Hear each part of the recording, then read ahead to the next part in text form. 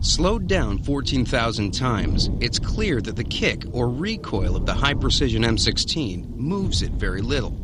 Not the AK-47. It's throwing itself around. Look at the end of the barrel. It's clearly flexing up and down. One reason for this wobbly performance is the way it works. What's happening when this is fired is, of course, the cycle rate's fairly high, and you've got a really big hunk of metal that's coming back, and it's slightly off-center. Not much, but slightly off-center.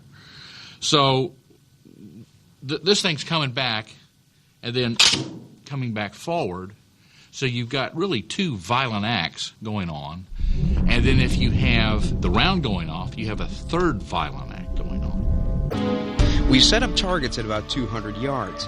It's an easy distance for a decent rifle. First up is the M16. What we're looking for is grouping, how close the shots are to each other. Every shot strikes close to the heart, in the kill zone.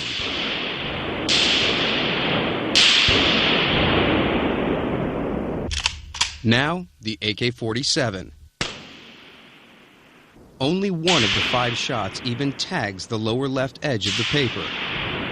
Not one strikes the kill zone.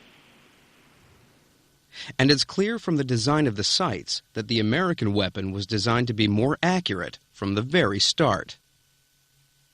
The sights are very good. You have a little peep sight here in the back, okay, which you can use for short range. And what you could do is you can actually flip it forward, and if you look on the back, you can actually see an L. That's for long distance. In the front, you have just a post with what we call bunny ears, which flare out. And what you do is you center your post in the center of your rear sight, and you put it right on target, and you fire, and you should hit target. The AK sight is very crude. It's not as good as the peep sights that the Americans have been using since World War II. You take your front post and you line it up with the little notch right here, and the top of the front post and the top of this bar will be level.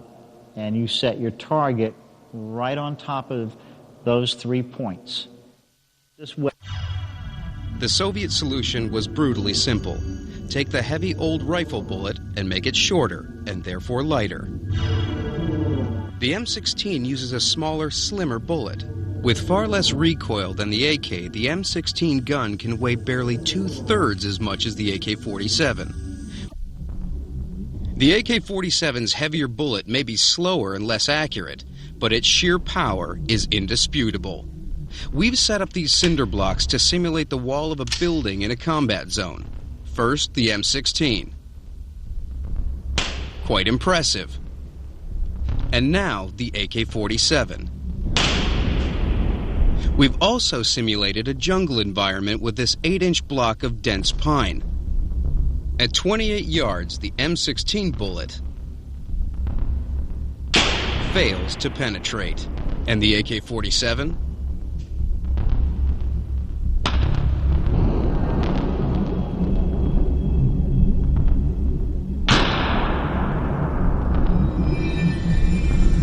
Be better as rifles or as machine guns. There'll always be a design trade-off. The M16 is closer to a rifle, the AK-47 a machine gun. And you can see it clearly in the fire selector switch. The AK-47, when you start in the upper position, you're in the safe position. It also works as a dust cover. You drop down 1 notch, you're on fully automatic. Next notch is semi-automatic. This is primarily a machine gun. It's to be used on fully automatic. Where with an M16, your selector lever goes to the safe position, to the semi position, to the automatic position.